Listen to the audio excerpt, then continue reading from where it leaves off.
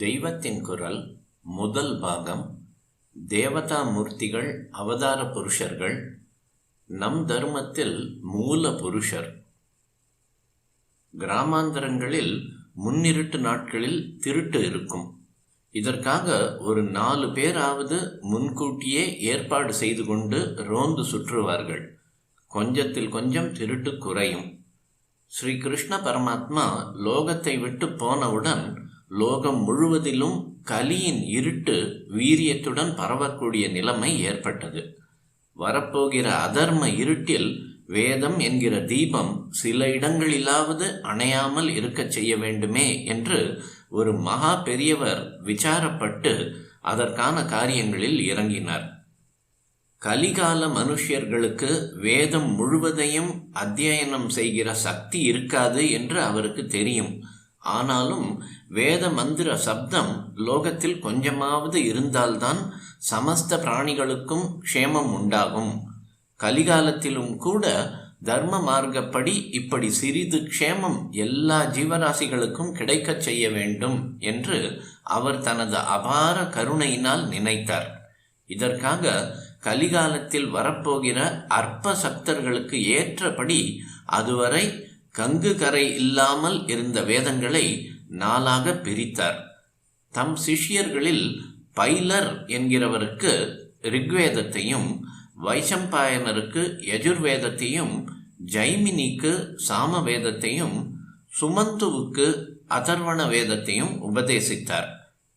உங்களிடம் இந்த பெரிய சொத்தை ஒப்படைத்தேன். வேதத்தின் இந்த ஒவ்வொரு சாகை கிளையையும் சிஷ்ய பரம்பரை மூலம் ரட்சித்து வர ஏற்பாடு பண்ணுங்கள் என்று அந்த 4 சிஷ்யர்களை ரோந்து சுற்றுகிற மாதிரி அனுப்பி வைத்தார். அனந்தமாக இருந்த வேதங்கள் இப்படி கலிகால அற்ப சக்தர்களும் ஒரு ஆயுளில் கற்று அத்தியனம் செய்கிற அளவுக்கு 4ஆக வகுத்து தரப்பட்டன.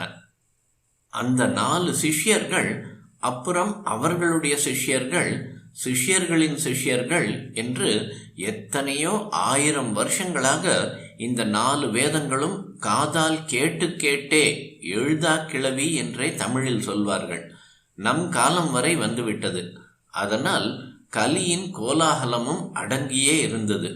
வேத அத்தியனம் குறைந்த இந்த ஒரு நூற்றாண்டில் கலி எப்படி முற்றிவிட்டது என்று நன்றாக பார்க்கிறோம். கலியுக ஆரம்பத்தில் லோக ரட்சணத்துக்காக வேதத்தை இப்படி காத்து தந்த அந்த மகா பெரியவரைத்தான் வேத வியாசர் என்கிறோம். வியாச என்றால் பகுத்து வைப்பது என்று அர்த்தம். வேதத்தை 4ஆக பகுத்தவர் வேதவியாசர். அவருடைய இன்னொரு பெயர் பாதராயணர். தீவில் துவீபம் பிறந்ததால் அவருக்கு துவைபாயனர் என்றும் ஒரு காரண பெயர் உண்டு. அவர் சியாமள வர்ணமாதலால் கிருஷ்ணர் என்றும் ஒரு பெயர் உண்டு. கிருஷ்ண துவைபாயனர் என்று சேர்த்தே சொல்வார்கள். கிருஷ்ண பரமாத்மாவிடமிருந்து வித்தியாசம் தெரிவதற்காக. வாஸ்தவத்தில் அவரும் கிருஷ்ண பரமாத்மாவும் வேறல்ல. வேதவியாசர் மகாவிஷ்ணுவின் அம்சாவதாரம்தான். பிற்காலத்தில் நம் ஆதிசங்கர பகவத்பாதாளுடைய மகிமையை வெளிப்படுத்துவதற்காக விளையாட்டாக அவரிடம் கோபித்து அவரோடு விவாத சண்டை போடுவதற்காக கிழ பிராமணராக வியாசர் வந்தார். இருவரும் உக்கிரமாக வாத பிரதிவாதம் செய்த போது ஆச்சாரியாளின் சிஷ்யர் பத்மபாதருக்கு 2 பேரும் உண்மையில் யார் என்று ஞான திருஷ்டியில் தெரிந்து சங்கர சங்கர சாக்ஷாத் வியாசோ நாராயண ஸ்வயம் என்று அவர் சொன்னதாக ஸ்லோகம் இருக்கிறது. ஆச்சாரியாள் சாக்ஷாத் பரமேஸ்வரன், வியாசர் நாராயணனே என்று அர்த்தம். முனிவர்களில் நான் வியாசர் என்று கிருஷ்ணரே கீதையில் சொல்லியிருக்கிறார். வியாசாய விஷ்ணு ரூபாய வியாச ரூபாய விஷ்ணவே என்றும் ஸ்லோகம் இருக்கிறது. தட்சிணாமூர்த்தி ஆதி குரு என்றாலும் அவர் பேசாத குரு. பேசி உபதேசிக்கிற குரு என்று வருகிற போது நம் அத்வைத வேதாந்த ஸ்மார்த்த சம்பிரதாயத்தில் முதல் குரு சாக்ஷாத் நாராயணன்தான். அப்புறம் அவரது பிள்ளையான பிரம்மா, அப்புறம் பிரம்மாவின் பிள்ளையான வசிஷ்டர், வசிஷ்டருக்கு பின் அவரது புத்திரரான சக்தி, சக்திக்கு பிறகு அவரது புத்திரரான பராசரர்.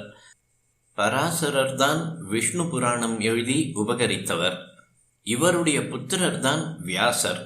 வியாசருக்கு பின் நம் சம்பிரதாயத்தின் குரு அவருடைய புத்திரரான சுகர். மகா பிரம்ம நிஷ்டர் இவர். பிறந்ததிலிருந்தே பரபிரம்மமாக இருந்ததால் கல்யாணமே பண்ணிக்கொள்ளாதவர். அதனால் இவருக்கு பிள்ளையும் இல்லை. அப்படியானால் இதுவரை தகப்பனார் பிள்ளை என்று தொடர்ந்து வந்த குரு பரம்பரை இவரோடு நின்றுவிட்டதா? இல்லை. இவருக்கு அப்புறம் அது குரு சிஷ்யர் என்கிற புது கிரமத்தில் விருத்தியாயிற்று. சுகருடைய சிஷ்யர் கௌடபாதர். கௌடபாதர் சந்நியாச ஆசிரமம் ஸ்வீகரித்தவர். இனிமேல் சந்நியாச பரம்பரையிலேயே வேதாந்த சம்பிரதாய ஆச்சாரியர்கள் வருகிறார்கள். கௌடபாதருடைய சிஷ்யர் கோவிந்த பகவத் பாதர். கோவிந்தரின் சிஷ்யர்தான் நம் சங்கர பகவத் பாதர்கள். சங்கரருடைய 4 முக்கியமான சிஷ்யர்கள் பத்மபாதர், ஹஸ்தாமலகர், தோடகர், சுரேஸ்வரர் ஆகியவர்கள். இதற்கப்புறம் ஒவ்வொரு சங்கர பீடத்திலும் இன்று வரை வரிசையாக வந்திருக்கிற ஆச்சாரியர்கள் எல்லோரும் நம் குருமார்கள் ஆவார்கள். இந்த குரு பரம்பரையை சொல்கிற ஸ்லோகத்தை எல்லோரும் தினமும் சொல்லி நமஸ்கரிக்க வேண்டும். அதை சொல்கிறேன். நாராயணம் பத்மபுவம் வசிஷ்டம் சக்திம் ச தத்புத்திர பராசரம் ச வியாசம் சுகம் கௌடபதம் மகாந்தம் கோவிந்த யோகீந்திரமதாஸ்ய சிஷ்யம் ஸ்ரீசங்கராச்சார்யமதாஸ்ய பத்மபாதம் ச ஹஸ்தாமலகம் ச சிஷ்யம் தம் த்ரோடகம் வார்த்திககாரமன்யான் அஸ்மத்குருன் சந்ததம் ஆனதோஸ்மி. இதில் பத்மபுவன் என்பது பிரம்மா, வார்த்திககாரர் என்பது சுரேஸ்வரர். மற்ற பெயர்கள் உங்களுக்கே புரியும். இப்படி வியாசர் குரு பரம்பரையில் முக்கியமாக இருக்கிறார். அவரை விஷ்ணு என்று சொல்லிவிட்டால் மட்டும் போதுமா? குருர் பிரம்மா, குருர் விஷ்ணுஹு, குருர் தேவோ மகேஸ்வரஹ என்று திரிமூர்த்தியாகவும் அல்லவா குருவை சொல்கிறோம். இப்படியே வியாசரை மும்மூர்த்தியாகவும் வர்ணிக்கிற ஒரு ஸ்லோகம் இருக்கிறது. அது நெற்றியில் கண் இல்லாவிட்டாலும் இவர் சிவன்தான், 4 முகம் இல்லாவிட்டாலும் இவர் பிரம்மாதான், 4 கை இல்லாமல் 2 கையுடன் இருந்தாலும் இவர் மகாவிஷ்ணுதான் என்று சொல்கிறது. வியாசரை விட நமக்கு பரம உபகாரம் செய்த இன்னொருவர் இல்லை. அவர் வேதங்களை விபாகம் செய்ததோடு நிற்கவில்லை. வேதங்களை சில பேர்தான் ரொம்பவும் நியம ஆச்சாரங்களோடு ரட்சிக்க முடியும். ஆனால் வேதத்தின் தாத்பரியமான அஹிம்சை, சத்தியம், தர்மம் முதலியவை சகல ஜனங்களுக்கும் தெரிந்து அவர்கள் அவற்றை கடைபிடிக்க வேண்டும் என்று மிகுந்த கருணை கொண்டார் வியாசர். இதற்காகவே வேதத்தில் ஒவ்வொரிடத்தில் நுணுக்கமாக சொல்லியிருக்கிற விஷயங்களை சகல ஜனங்களும் ரசிக்கிற கதா ரூபத்தில் விளக்கி காட்டுவதற்கு நுண்ணிய வஸ்துவை பூத கண்ணாடியால் காட்டுகிறது போல் 18 புராணங்களையும் 5வது வேதம் எனப்படும் மகாபாரதத்தையும் எழுதி அனுகிரகம் செய்தார் ஸ்ரீ வியாச பகவான். அவரவர்கள் இஷ்ட தேவதையை முழு முதல் தெய்வமாக ஆராதிப்பதற்கு சௌகரியமாக விசால மனசு வாய்ந்த வியாசர் 18 புராணங்களையும் தந்திருக்கிறார். ஈஸ்வரன், விஷ்ணு, அம்பாள், சுப்பிரமணியர் என்று ஒவ்வொரு தேவதையை பற்றியும் ஒவ்வொரு புராணமாக கொடுத்தார். சமீப காலம் வரையில் நம் தேசத்தில் எழுத படிக்க தெரியாத கிராம ஜனங்கள் கூட பொய், புனை சுருட்டு, திருட்டு, லஞ்சம், நாஸ்திகம் இவற்றுக்கு பயந்து கூடிய வரையில் ஒழுக்கத்தோடு தெய்வ பக்தியோடு திருப்தியோடு இருந்து வந்தார்கள் என்றால் அதற்கு முக்கியமான காரணம் வியாச பகவானின் பிரசாதமான பாரதமும் புராணங்களும் தான். இவ்வளவு செய்ததோடு பரம சத்தியமான பிரம்ம தத்துவத்தை ரத்தின சுருக்கமாக சொல்கிற பிரம்மசூத்திரத்தையும் அனுகிரகித்தார் ஸ்ரீ வியாசர். இதனாலேயே முக்கியமாக பிரம்ம வித்யா ஆச்சாரியர்களில் ஒருவராகி வியாசராச்சாரியாள் எனப்படுகிறார். பிரம்ம வித்தையில் அவருக்கு சிஷ்யர் அவரது புத்திரரான சுகபிரம்மம். 4 வேதங்களை பரப்பிய சிஷ்யர்கள் பேரை முன்பே சொன்னேன். புராணங்களையும் மகாபாரதத்தையும் அவரிடமிருந்து உபதேசம் பெற்று லோகத்தில் பிரச்சாரம் பண்ணினவன் சுதர். தேரோட்டி வகுப்பில் பிறந்தவர். மகாபக்திமான், புத்திமான். பிரம்மசூத்திரத்துக்கு சங்கரர் அத்வைத்தம், ராமானுஜர் விசிஷ்டாத்வைத்தம், மத்வர் துவைத்தம், ஸ்ரீகண்டாச்சாரியர் சைவ சித்தாந்தம், வல்லபாச்சாரியார் கிருஷ்ண பக்தி மார்க்கம் எல்லோரும் தத்தம் சித்தாந்தப்படி பாஷ்யம் எழுதியிருக்கிறார்கள். பிரம்மசூத்திரம் என்றால் பண்டித லோகத்தில் அதற்கு ஒரு தனியான கௌரவம். இந்துக்கள் என்று சொல்லிக் கொள்கிற நாம் அனைவரும் மேலே சொன்ன சித்தாந்த பிரிவுகளில் ஏதாவது ஒன்றை சேர்ந்தவராக இருக்கிறோம். இதனால் நாம் பிரிந்தே இருக்கிறோம் என்று அர்த்தமில்லை. மரத்தின் கிளைகள் ஒவ்வொன்றும் ஒரு திசையில்தான் வளர்ந்து கொண்டிருக்கும். ஆனால் அவை ஒன்றில்லை என்றாகிவிடுமா? அடிமரமும் வேரும் ஒன்றுதானே. அப்படித்தான் நம் இத்தனை பேருக்கும் இத்தனை பிரிவுகளுக்கும் அடிமரமாக வேறாக இருக்கிற மகாபுருஷர் வேதவியாச மகரிஷி. மூலம் என்றால் வேர். நம் தர்மத்துக்கு மூல புருஷர் வியாச பகவான் தான். இன்று நாம் இந்த மட்டுமாவது ஆஸ்திக புத்தியோடு க்ஷேமமாக இருப்பதற்கு காரணம் அன்று வியாசர் போட்ட விதைதான். இந்துவாக பிறந்த நாம் ஒவ்வொருவரும் தத்துவத்தில், பிலாசபியில் பிரிந்திருப்பதால் தோஷம் இல்லை.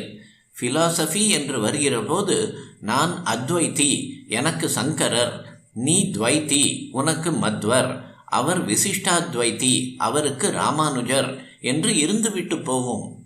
பல அபிப்பிராயங்கள் இருப்பதால் அவற்றை ஆராய்ந்து பார்ப்பதால் தப்பில்லை. ஆனாலும் எந்த பிரிவாயிருந்தாலும் சரி, இந்துவாக பிறந்த சகலரும் ஒன்று சேர்ந்து வேதவியாச பகவானின் படத்தை தோளில் ஏற்றிக்கொண்டு வீதி பவனி எடுத்து வர கடமைப்பட்டிருக்கிறோம். பல பேருக்கு சிலை வைக்கிறோம், படத்திறப்பு விழாக்கள் செய்கிறோம். எனக்கு ஆசை, வருஷத்துக்கு ஒரு நாளாவது ஒவ்வொரு பேட்டையிலும் இருப்பவர்கள் வியாசாச்சாரியாளின் படத்தை ஐக்கியமாக கூடி ஊர்வலமாக எடுத்து வந்து ஓரிடத்தில் எழுந்தருள பண்ணி அங்கே சகலருக்கும் பொதுவான வேத தர்மங்களை பற்றி சம்மேளனம் நடத்த வேண்டும் என்பது. இதுவரை இப்படி செய்யாத அபராதத்துக்கு பிராயச்சித்தமாக சேர்த்து வைத்து இனிமேலாவது இப்படி வியாசாச்சாரியாளுக்கு உற்சவம் செய்ய வேண்டும். இந்து என்ற பேரில் உள்ள நம் எல்லோரின் நமஸ்காரங்களுக்கும் பாத்திரராக இருக்கிறவர் அவர். அவர் இன்றைக்கும் சிரஞ்சீவியாக இருக்கிறவர். ஆஞ்சநேயர், அஸ்வத்தாமா, மகாபலி இவர்கள் மாதிரி இப்போதும் சிரஞ்சீவியாக அனுகிரகம் பண்ணி வருகிறார். வைதிக தர்மத்துக்கு பல விதங்களில் உறுதி தந்து ஆதார ஸ்தம்பம் போல் நிற்கிற ஸ்ரீ வேதவியாச மகரிஷி ஒருத்தர் இல்லாவிட்டால் நம் மதமே இல்லை. அந்த மகாபுருஷரை இந்துவாக பிறந்த ஒவ்வொருவனும் ஸ்மரிக்க வேண்டும். நமக்கு சாஸ்வத சௌக்கியத்துக்கான வழியை காட்டி கொடுத்திருக்கிற வேதவியாசருக்கு நம் நன்றியை காட்ட கடமைப்பட்டிருக்கிறோம். பிரம்மச்சாரிகளும் கிரகஸ்தர்களும் ஆவணி அவிட்டத்தின் போது புது பூணூல் போட்டுக்கொள்ளும் முன் வேதவியாசரை கும்பத்தில் ஆவாகனம் செய்து பூஜை செய்கிறார்கள். சந்நியாசிகளில் பூணூல் போட்டுக்கொள்கிற பிரிவினர் இருந்தாலும் பெரும்பாலும் பூணூலை அறுத்து போட்ட சந்நியாசிகளே இருக்கிறார்கள். மற்ற ஆசிரமக்காரர்கள் உபாகர்மத்தின் போது வியாசருக்கு பூஜை, தர்ப்பணம், ஹோமம் செய்து நன்றி செலுத்தி விடுகிறார்கள் என்றால் சந்நியாசிகள் மட்டுமே அப்படி செய்யாமல் இருக்கலாமா? பிரம்மசூத்திரம் என்ற வேதாந்த பிரமாண நூலே இவர் செய்ததுதானே. இப்படி நன்றி தெரிவித்து செய்வதுதான் சாதுர்மாசிய விரத ஆரம்பத்தில் சந்நியாசி செய்யும் வியாச பூஜை.